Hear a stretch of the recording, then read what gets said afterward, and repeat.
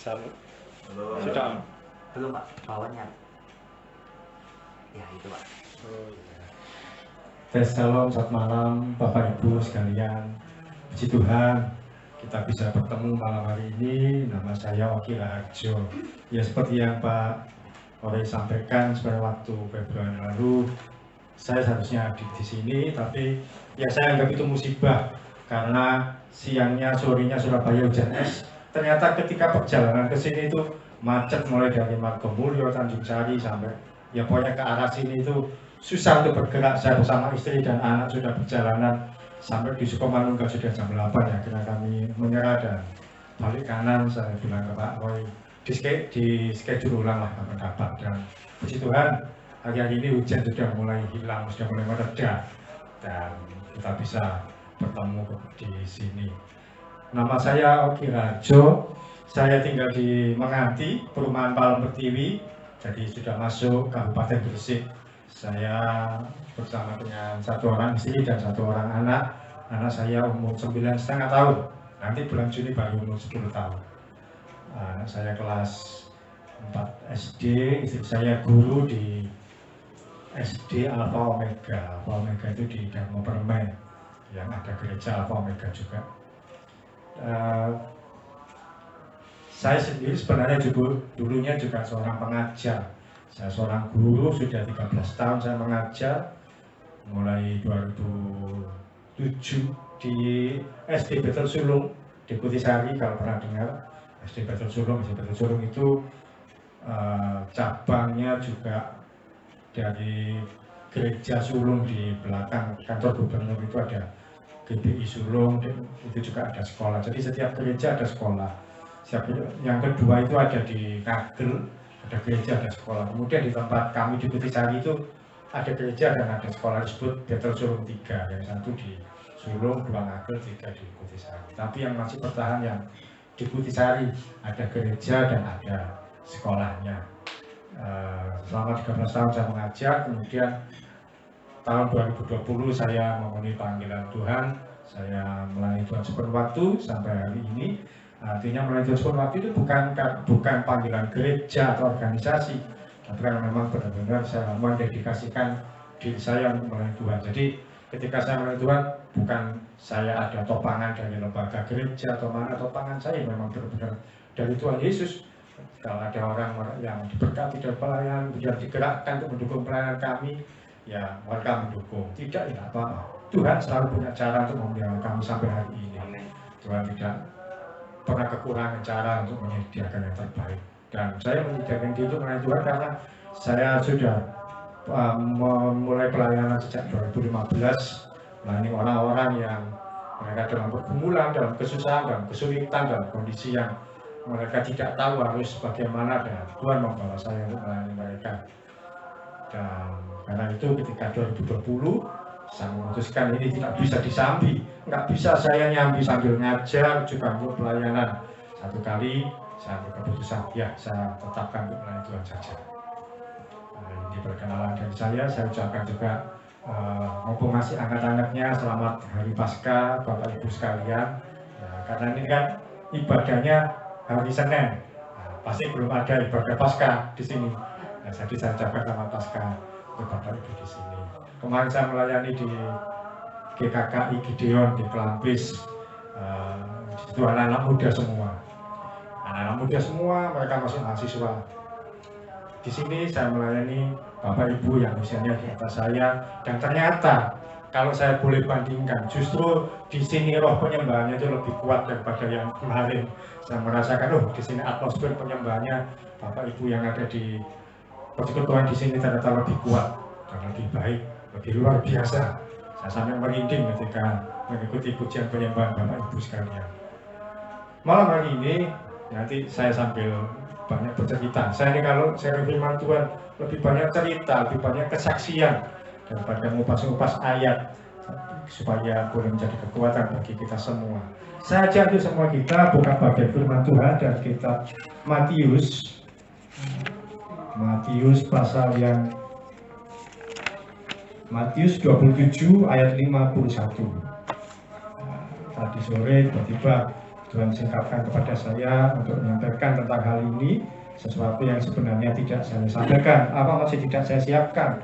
Saya mau menyamakan dengan yang saya sampaikan kemarin, ternyata Tuhan berkata lain.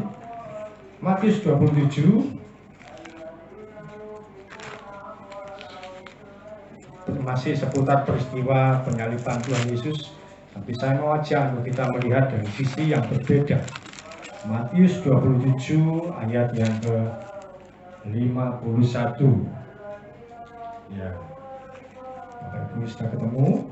Kalau yang Alkitabnya pakai HP tentu lebih cepat menemukannya. Ya, Matius 27 ayat 51 ya. Saya akan bacakan bagi Bapak Ibu sekalian. Matius 27 ayat 51, firman Tuhan mengatakan, dan lihatlah, tabir bait suci terbelah dua, dari atas sampai ke bawah, dan terjadilah gempa bumi, dan bukit-bukit batu terbelah. Ini peristiwa seputar penyaliban Yesus, tapi ada satu bagian yang seringkali terlewatkan, ada satu fragmen yang seringkali dianggap lewat begitu saja. Karena ketika peristiwa penyaliban Yesus, kita tentu ingatnya ketika Yesus memikul salib, ketika Yesus di mahkota duri, ketika Yesus jubahnya dibagi-bagi sama prajurit-prajurit Romawi itu. Ketika penyaliban Yesus, kita tentu ingatnya lambungnya ditusuk. Ketika peristiwa penyaliban Yesus, kita tentu ingatnya ketika Yesus dipukul, diludai, atau ketika Yesus oleh orang lain atau yang penjahat di sebelah Yesus, kalau kamu anak Allah turun dan sebagainya. Kita mungkin ingatnya yang seperti itu, peristiwa itu. Tapi ada satu peristiwa, ada satu kejadian yang terlupakan mungkin bagi setiap kita, menganggap ya bukan biasa tapi tidak terpikirkan benar-benar, yaitu apa? Ketika peristiwa Yesus disalibkan, ada satu momen yang terjadi yang tidak terduga, yaitu apa? Tabir bait suci itu terbelah. Tabir itu seperti tirai gorden ini. Jadi di bait suci itu ada tabir yang memisahkan, kan di bait suci itu ada ruang Maha Kudus dan ruang kudus. Nah itu terpisahkan oleh tirai, oleh tabir. Nah, tabirnya itu terbelah, sobek dengan sendirinya dari atas ke bawah. Dan itu orang-orang yang melihatnya tidak menduga terjadi demikian. Loh, kok bisa sobek dengan sendirinya? Kok bisa tabir ini terbelah? Loh, kok bisa tirai ini terkoyak dari atas ke bawah tanpa ada perbuatan tangan manusia? Bagaimana mungkin? Bagaimana terjadi? Dan saya mau ajak untuk kita melihat dari sisi apa yang terjadi. Tabir bait suci terbelah itu dalam kehidupan setiap kita hari ini. Apa maknanya? Yang pertama, saya mau sampaikan bahwa tabir bait suci terbelah itu artinya ada kedekatan antara Allah dengan manusia, ada kedekatan antara Tuhan Sang Pencipta dengan ciptaannya, yaitu kita semua. Karena waktu-waktu itu orang ketika mau bertemu dengan Tuhan, dia harus melalui perantara, yaitu imam besar yang datang setahun sekali, imam yang kemudian dia membawa domba atau korban yang dibawa oleh umat, yang dibawa sebagai korban penebus dosa, kemudian oleh imam dibawa, disembelih dan dikorbankan dan sebagainya untuk datang kepada Tuhan. Tapi ketika tabir bait suci itu terbelah, itu membuktikan bahwa Tuhan mau bertemu dengan kita, mau menjalin hubungan yang dekat dengan kita, tanpa ada perantara lagi, tanpa harus melalui imam-imam lagi, tanpa harus melalui manusia-manusia lagi, manusia-manusia istimewa atau siapapun sebutannya. Demikian juga Tuhan mau menjalin hubungan yang dekat dengan kita. Hari ini Tuhan bersedia dipanggil Bapa oleh kita. Siapa kita bisa memanggil dia Bapa? Siapa kita bisa memanggil dia sebagai kekasih hati? Siapa kita ini bisa memanggil dia sebagai pribadi yang dekat? Dia adalah Yesus Kristus yang menyatakan dirinya sebagai manusia. Dan dia membuktikan dirinya bahwa ketika dia disalibkan, dia menepis semua batasan-batasan sehingga memiliki hubungan yang dekat antara kita dengan Tuhan. Kita bisa memanggil dia Bapa, kita bisa memanggil dia apapun sebagai pribadi yang dekat. Hubungan kita tidak lagi sebagai atasan dan bawahan, tidak lagi sebagai seorang umat dengan raja yang jauh, tapi sebagai seorang Bapa yang begitu dekat. Kapanpun kita bisa datang kepada dia, jam berapapun atau saat apapun kita bisa bertemu dengan Tuhan. Amin. Yang pertama adalah kedekatan. Saya kemarin tanya sama anak muda, berapa kali Paskah dirayakan dalam satu tahun? Berapa kali? Anak-anak muda yang kemarin saya sampaikan cara firman Tuhan, mereka nggak ngerti. Mereka jawab, 1 kali dalam 1 tahun, Pak. Saya kasih tahu bagi Bapak Ibu di sini ya, Paskah itu tidak dirayakan 1 kali dalam setahun. Kebangkitan Yesus itu dirayakan berapa kali? 52 kali. Loh kok bisa? Bukankah setiap hari Minggu kita datang beribadah kepada Tuhan? Itu sebenarnya merayakan kebangkitan Yesus. Dan pemerintah Republik Indonesia akan memberikan kebebasan untuk kita beribadah. Sama saja bahwa kita merayakan kebangkitan Yesus itu berapa kali? 52 kali, karena ada 52 minggu dalam 1 tahun. Kita bersuka cita bahwa kita boleh datang pada Tuhan setiap hari, setiap saat, kapanpun. Bahkan kalau boleh disamakan, kita merayakan Paskah itu 52 kali dalam 1 tahun. Dan Paskah bukan berbicara mengenai telur. Paskah bukan berbicara mengenai dapat telur, di situ ditempel ayat hafalan, dibaca, ini pas dengan saya, ini pas memberkati dengan saya. Tidak. Paskah berbicara mengenai kubur yang kosong, yaitu Yesus yang mati tapi dia sudah dibangkitkan. Dan Paskah berbicara mengenai kedekatan kita dengan Tuhan. Dia yang memisahkan hubungan kita dengan Tuhan yang sebelumnya terpisah menjadi dekat, tidak lagi jauh, tapi menjadi pribadi yang sangat dekat. Saya seringkali kalau datang sama Tuhan itu nggak selalu harus di kamar berdoa, tapi dimanapun, ketika dalam perjalanan, ketika naik sepeda motor, seringkali istri saya itu sebelumnya tinggal di Madiun. Jadi kami menikah sudah 11 tahun lebih, 11 tahun.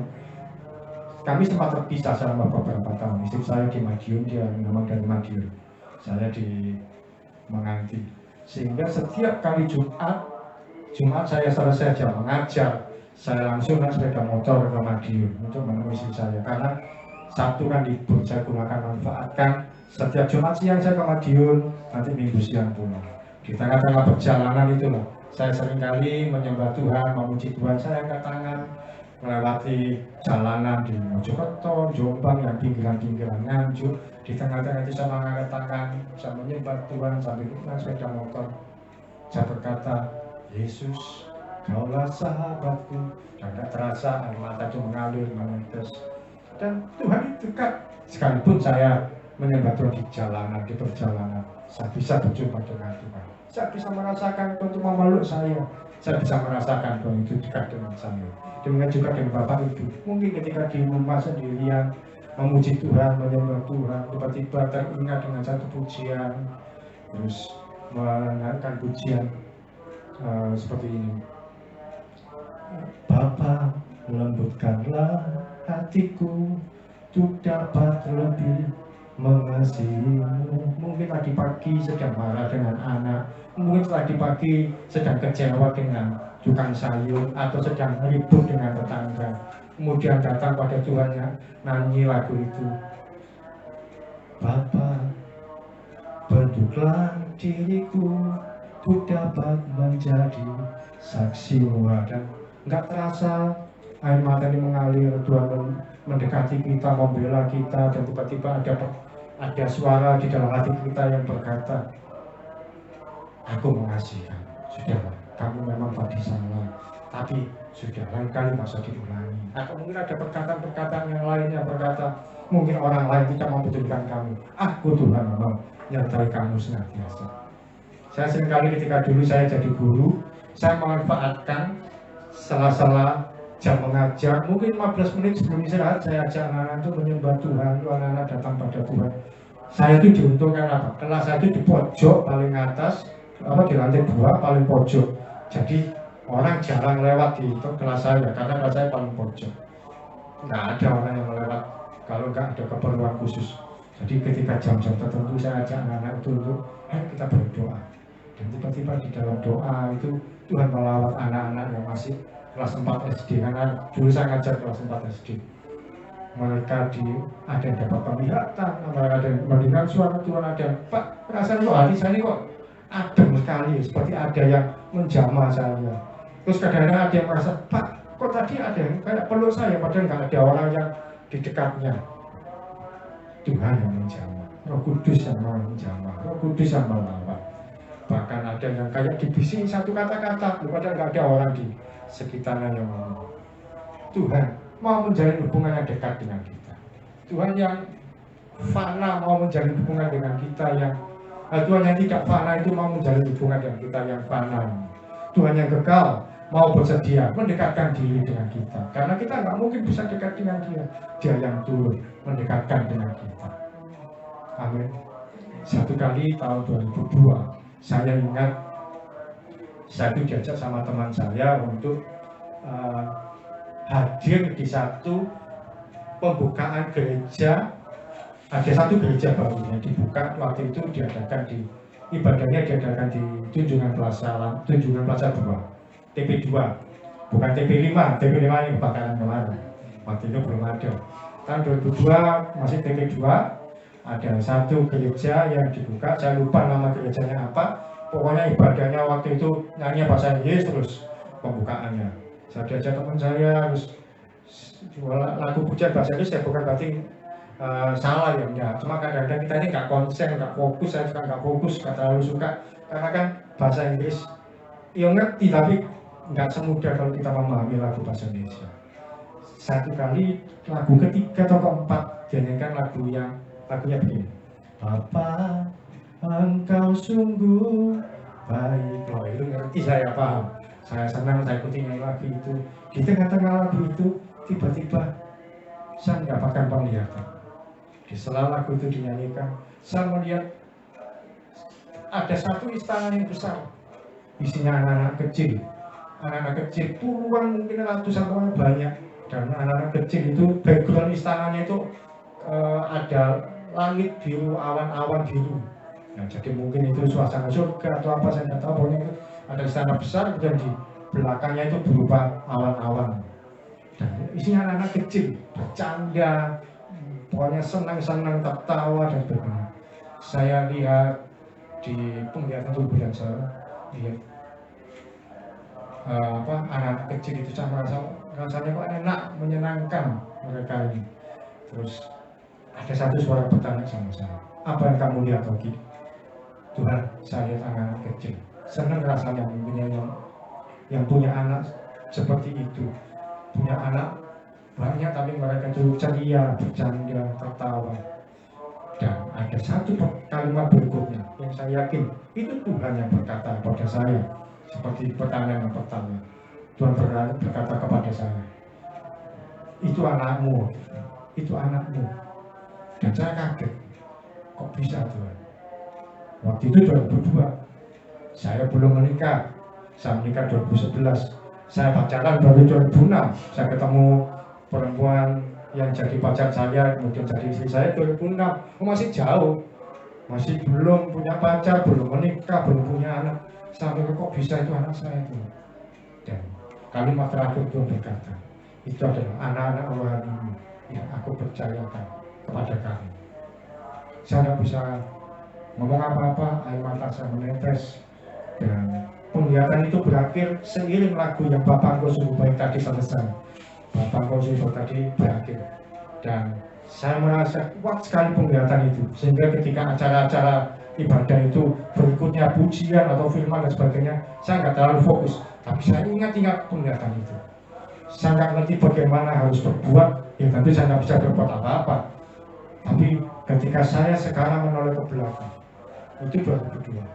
Sekarang 2022, sudah berlalu 20 tahun. Kalau saya lihat ke belakang, betapa Tuhan itu menyediakan bagi saya anak-anak rohani yang tidak saya duga, bahwa sampai hari ini ternyata Tuhan menggenapi janjinya.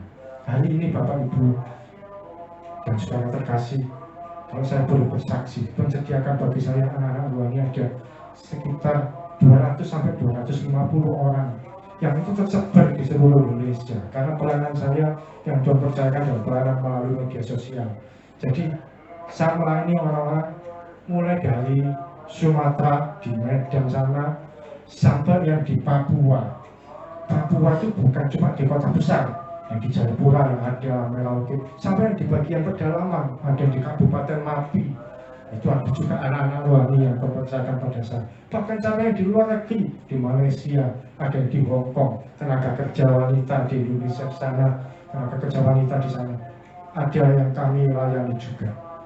Kami layani karena ini yang selama 7 tahun itu Tuhan bawa untuk saya melayani orang-orang yang dalam pergumulan dan Tuhan percayakan pada saya. Dan saya melayani orang-orang ini 250 orang ini bukan setiap minggu sekali seperti pendeta atau gembala sidang berkhotbah, tidak, tapi setiap hari, setiap pagi saya sharing firman Tuhan kepada mereka. Mungkin kalau perlu saya juga sharing firman Tuhan, nanti setiap pagi saya bagikan sharing untuk Bapak Ibu di sini, mungkin lewat Pak Roy nanti di-sharingkan juga ke Bapak Ibu juga. Jadi setiap pagi, setiap hari kami buat pelayanan, kami sharingkan mulai pagi, juga kalau siang hari ada yang mau bertanya sesuatu dan sebagainya. Jadi saat ini Tuhan percaya pada saya itu membentuk grup untuk bacaan Alkitab dan juga grup doa, di grup bacaan Alkitab itu kami melatih itu baca Alkitab setiap hari, melatih itu berdoa, melatih itu bersaksi, melatih itu sharing firman Tuhan dan sebagainya. Dan saya melihat bahwa Tuhan mempercayakan apa yang Tuhan janjikan 20 tahun yang lalu, ternyata Tuhan sediakan. Hari ini saya mau sampaikan sekali lagi, poin yang pertama bahwa kedekatan Tuhan dengan kita itu Tuhan sediakan bagi kita. Kedekatan yang membuat kita tidak terpisahkan dengan Dia, yang tidak ada lagi jarak dengan Dia. Dia adalah pribadi yang sangat dekat, bahkan lebih dari siapapun, lebih dari pakaian kita sekalipun. Yang kedua, apa maksud dari tabir terbelah atau tabir baju suci terobek itu, apa yang menjadi maknanya, apa yang menjadi peristiwa bagi kita. Yang kedua adalah penerimaan. Kalau pertama lagi kedekatan, yang kedua penerimaan. Penerimaan itu apa? Bahwa kita yang berdosa, kita yang seharusnya nggak layak, Tuhan mau terima kita apa adanya. Kita yang ada di lumpur dosa, yang nggak ada satu orang pun, satu pihak pun bisa menolong, Tuhan bisa menolong kita. Kita bisa masuk ke surga bukan karena perbuatan baik, atau karena amal soleh dan sebagainya, atau karena kita melakukan hukum Taurat 10 perintah atau apapun, tapi karena Tuhan yang menerima kita, Dia yang mengangkat kita, Dia yang menebus kita. Dia adalah Tuhan yang menerima kita apa adanya. Dia memulihkan hidup kita, dan Dia memulihkan kita. Dia robek tabir bait suci itu supaya Dia mengangkat kita dari kondisi yang tidak berdaya, dari kondisi lumpur dosa, dijadikannya bersih, dijadikannya layak. Saya yakin Bapak Ibu Saudara juga punya masa lalu yang tidak menyenangkan, masa lalu yang tidak layak, masa lalu di mana kita ini merasa bahwa saya ini orang berdosa, enggak layak, tapi Yesus Kristus menebus setiap kita, mengangkat kita, membawa kita menjadi pribadi kesayangannya. Amin. Firman Tuhan berkata, Yesaya 43 ayat 4, oleh karena engkau berharga di mataku dan mulia dalam pandanganku, kita ini berharga di hadapan Tuhan. Bahkan di dalam Yesaya 49 ayat 14 dikatakan bahwa kita ini terukir di tangan Tuhan, di tangan Tuhan. Sekalipun ada seorang ibu melupakan bayinya, Pak. Firman Tuhan mengatakan, apakah ada ibu melupakan bayinya? Sekalipun ada ibu melupakan bayinya.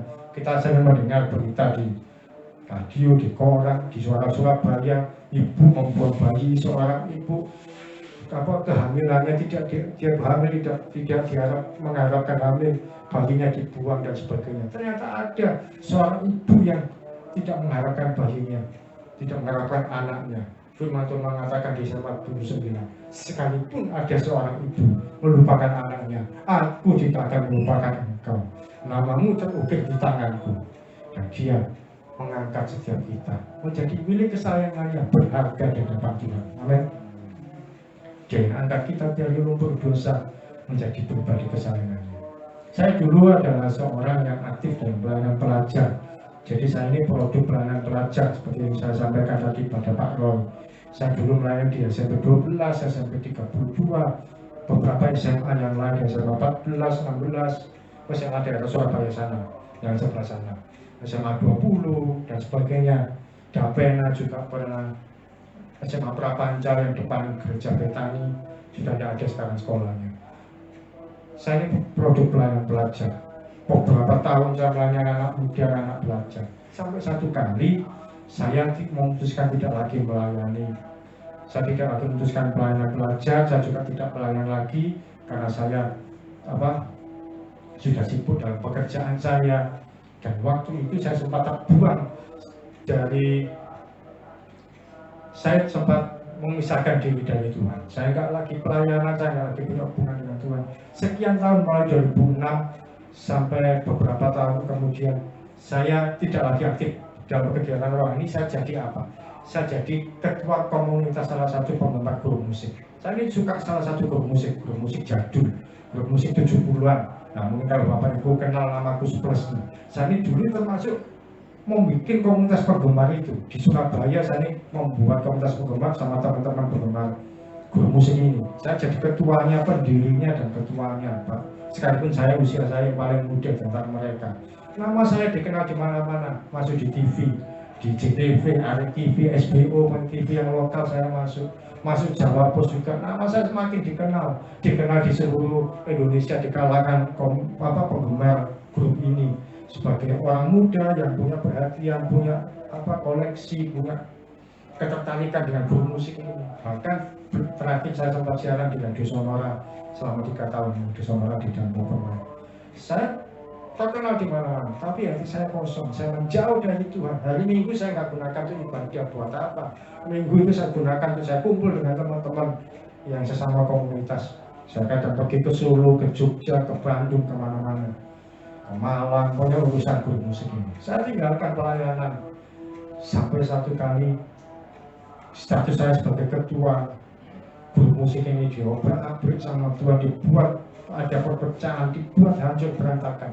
Tahun 2015 utamanya kondisi saya hancur-hancuran. Ada teman yang melaporkan saya ke polisi karena dianggap pencemaran nama baik, padahal saya nggak melakukan apapun. 2015 pekerjaan saya juga tidak berjalan dengan lancar, keuangan juga tidak baik, hubungan dengan pertemanan kacau dan sebagainya. Setiap sore kerjaan saya pulang dari ngajar, saya mampir ke Wifi Corner. Wifi Corner itu tempat orang main internetan. Dulu kan masih belum musim HP Android dan kita bisa main internet di rumah. Dulu harus ke Wifi Corner, beli kupon, beli voucher, terus main internetan beberapa jam. Istri saya waktu itu masih di Madiun, jadi saya masih tinggal sendirian di Menganti itu. Jadi nggak ada beban, saya kondisi kacau setiap hari. Keluarga jauh, uang juga berantakan, pekerjaan stuck, nggak bisa lancar, hubungan dengan pertemanan juga nggak baik, apalagi pelayan, nggak ada pelayanan, nggak pernah ke gereja. Setiap sore saya datang ke Wifi Corner yang sering saya datangi di Jalan Kapuas. Itu di situ ada bekas kantor Telkom, tapi difungsikan untuk orang-orang selain main internetan. Saya di situ buka internetan sembarang kali, pokoknya menghabiskan waktu apapun saya kerjakan. Sampai satu kali saya ingat sampai hari ini, itu titik pertobatan saya. 21 Desember 2015 pagi-pagi saya datang ke Wifi Corner. Waktu itu Desember sudah libur sekolah, sudah libur kerja, jadi saya bisa datang ke Wifi Cornernya pagi-pagi. Biasanya kan sore. Saya pagi-pagi jam 8, jam 9 saya datang, saya main internet. Saya pagi itu menjelang Natal, beberapa hari menjelang Natal, saya kondisi nggak punya uang, mau pulang ke Madiun, nomor istri dan anak nggak punya uang, saya main-main di situ aja.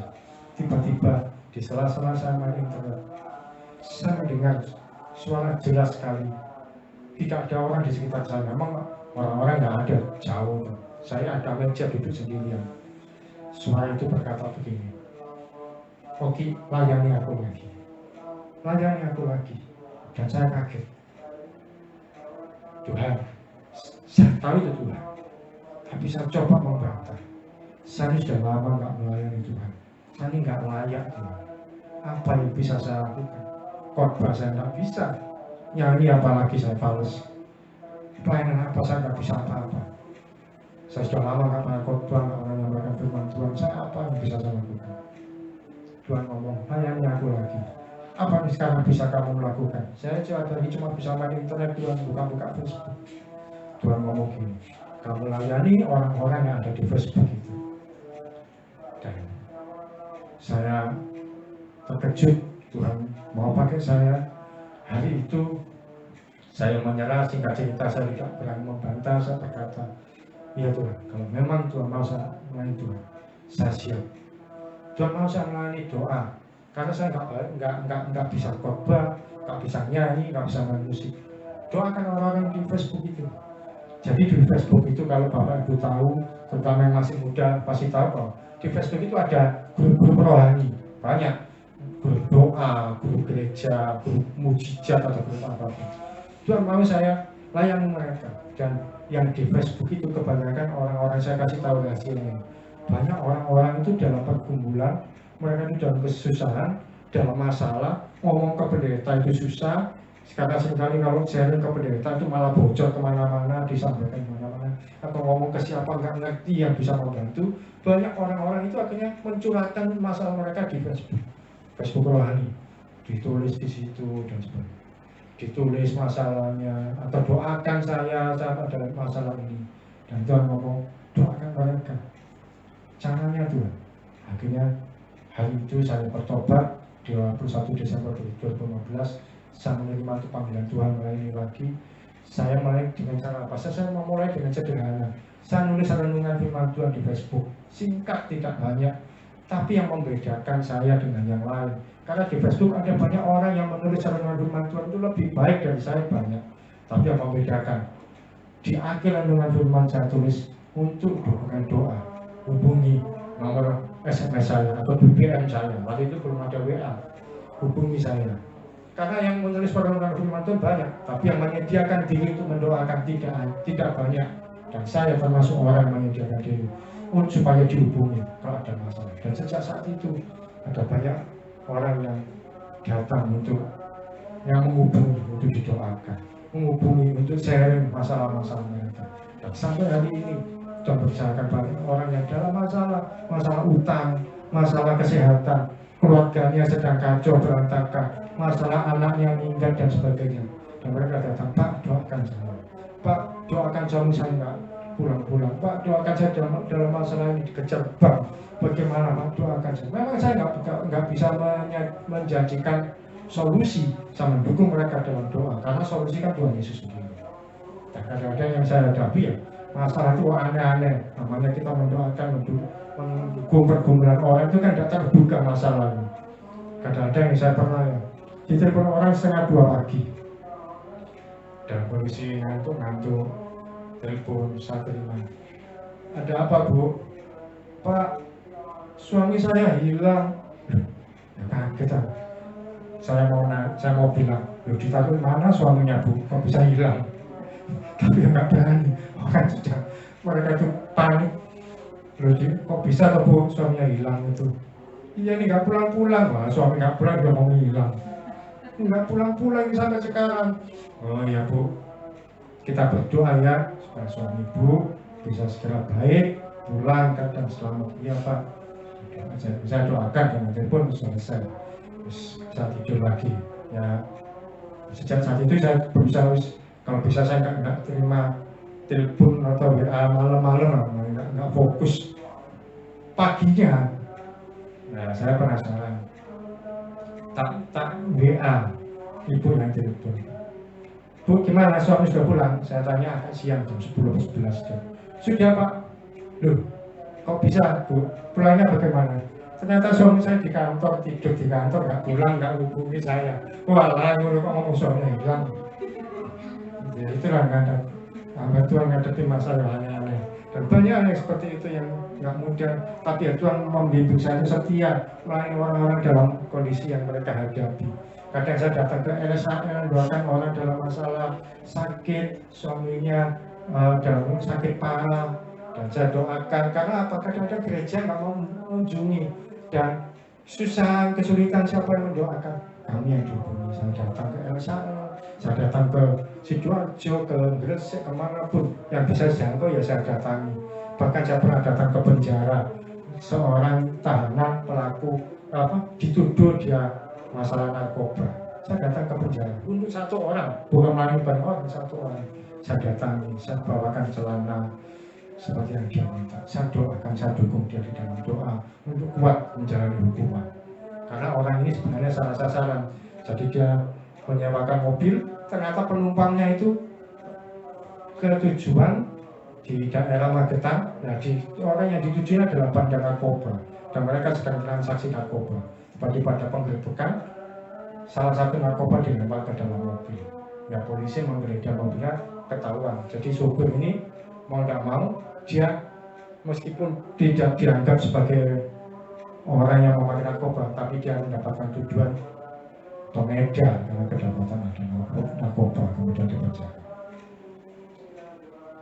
Yang pertama, tabir terbelah itu berbicara kedekatan. Yang kedua adalah penerimaan. Dan yang ketiga, yang terakhir, singkat saja saya sampaikan bahwa apa maksud tabir terbelah? Yaitu kepercayaan bahwa Tuhan yang di atas sana, yang sepertinya tidak terjangkau, yang dulunya itu tidak bisa dijangkau oleh manusia, harus melalui orang-orang tertentu, harus melalui imam besar seperti Zakaria yang datang kepada Tuhan, kemudian ditemui malaikat, kemudian dia jadi bisu. Itu kan dia sedang mewakili bangsa Israel. Tuhan yang di atas sana memberikan kepercayaan kepada kita untuk melayani, memberikan kesempatan kepada kita untuk melayani. Karena itu bersyukur bahwa di tempat ini ada persekutuan untuk kita beribadah sama-sama, memuji Tuhan, mendukung, menguatkan satu dengan yang lain. Belakangan ini selama 7 tahun yang saya sampaikan tadi, mulai di 2015 ketika Tuhan panggil saya untuk melayani lagi, Tuhan memberikan saya pelayanan untuk melayani doa dan ya menguatkan orang-orang. Karena itu saya jarang sekali untuk khotbah di mimbar-mimbar dan sebagainya. Ini khotbah seperti ini ya saya anggap sebagai ya kepercayaan yang lain, masih kesempatan yang diberikan. Itu lebih banyak melayani pribadi. Dan Tuhan berikan bagi saya pelayanan yang saya beri nama Mitzvah Ministry. Saya melayani, kalau Bapak Ibu sempat buka YouTube, Detik Mitzvah Ministry itu ada pelayanan kami, yaitu pelayanan doa, pelayanan sharing firman Tuhan.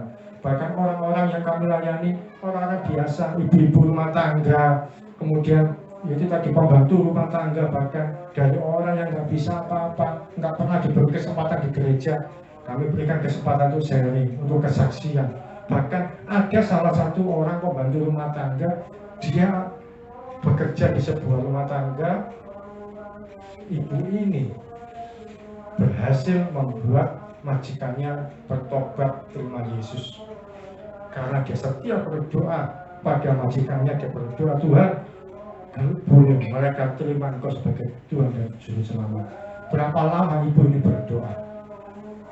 Dia bekerja mulai tahun 2015. Majikannya mulai bertobat terima Tuhan Yesus. 15 tahun berdoa sampai akhirnya pelan-pelan majikannya mulai mengenal Yesus, terbuka. Pertama suaminya, kemudian istrinya, kemudian anak-anaknya, bahkan keluarganya yang lain. Sampai kemudian beberapa tahun 2019 kalau tidak salah, pembantu tadi diberi kesempatan sama majikannya itu apa? Untuk ziarah, untuk wisata rohani kemana? Ke Israel. Dibiayai 100% full, tak bayar, dibiayai sama majikannya. Nah, padahal kita yang Kristen sejak lama mungkin belum pernah ke Israel. Ibu ini pembantu rumah tangga dibiayai sama majikannya untuk ke Israel. Tuhan bisa bekerja secara luar biasa. Dan itu orang-orang yang kami layani, orang-orang yang mungkin nggak dianggap oleh gereja, nggak dianggap oleh pendetanya, kami layani dari bawah. Pembantu rumah tangga, orang yang diceraikan oleh suaminya, diselingkuhi dan sebagainya. Itu yang kami bimbing, kami doakan, bukan cuma didoakan, kami bangun di dalam iman mereka. Bahkan belakangan Tuhan percayakan pada kami itu bikin pelayanan anak-anak. Kami buka pelayanan anak-anak melalui YouTube.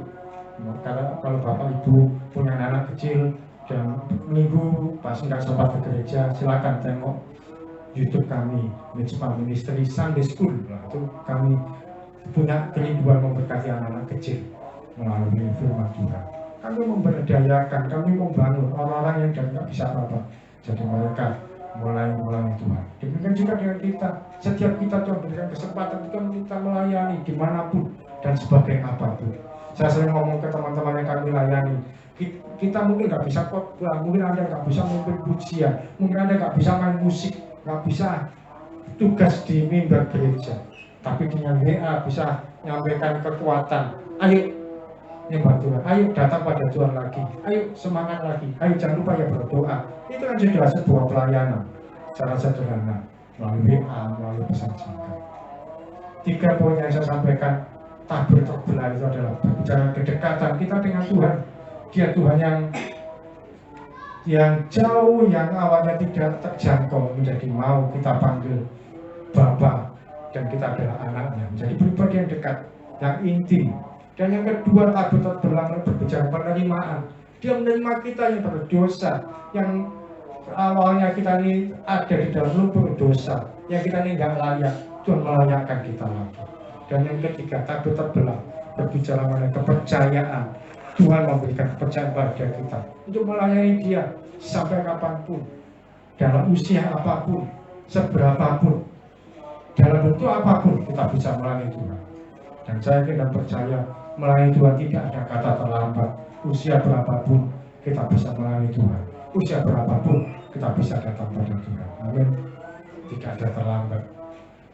Saya pernah melayani orang di RSAF, sudah sakit-sakitan, baru ngomong, ya Pak, saya mau siap datang pada Tuhan, saya mau bertobat, saya mau melayani Tuhan, saya mau siap Pak. Ya saya berarti terlambat ya, dia sudah di rumah sakit, kondisinya seperti itu, gimana mau melayani Tuhan?